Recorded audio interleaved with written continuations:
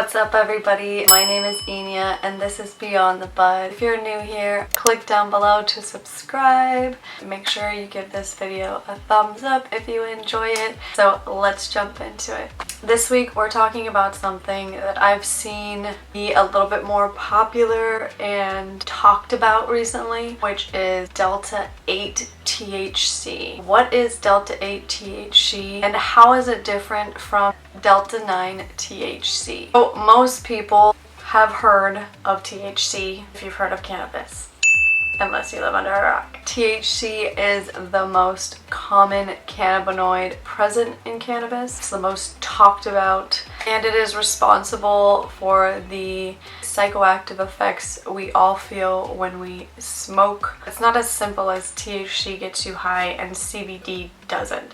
Like I discussed in a previous episode, all cannabinoids must start in the acidic form. So THC must start as THCA and must be decarboxylated or heated up, smoked to activated, converts it into THC delta-9 tetrahydrocannabinol. I think I said that right. DELTA-8 THC is going to have a similar structure to DELTA-9 THC, but they have some notable differences. And the main difference between the two is the location of the double bond. DELTA-8 has the double bond on the 8th carbon, and if you can guess, DELTA-9 is on the 9th.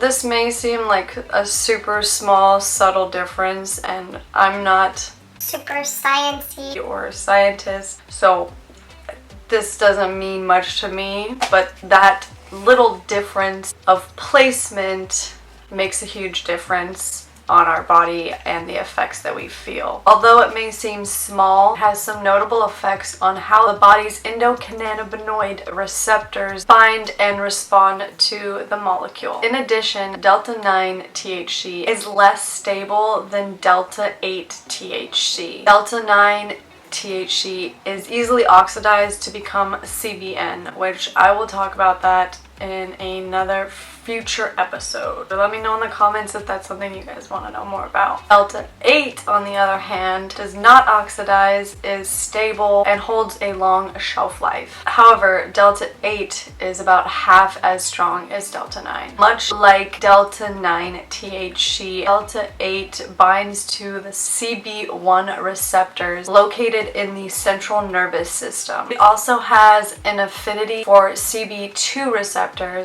but there's not as much study done on that. DELTA-8 binds differently, which is why it may be responsible for a different type of high, which has been reported that it is a more clear-minded high with less anxiety. DELTA-8 THC may also help stimulate your appetite. Something I found super interesting about DELTA-8 THC is they actually did a study in 1995 on 8 young cancer patients. Those 8 young cancer patients ingested DELTA-8 THC for 2 years, found that no vomiting occurred when patients ingested DELTA-8 THC before and 24 hours after having the cancer treatment. Found that really interesting that they actually did a human trial on that. It's definitely something that I think we should do more research and look further into. You guys may be wondering, where can you find products that have DELTA-8 THC? Most cannabis on the market is really low in percentage of DELTA-8. You can look on the COAs, the certificate of analysis, to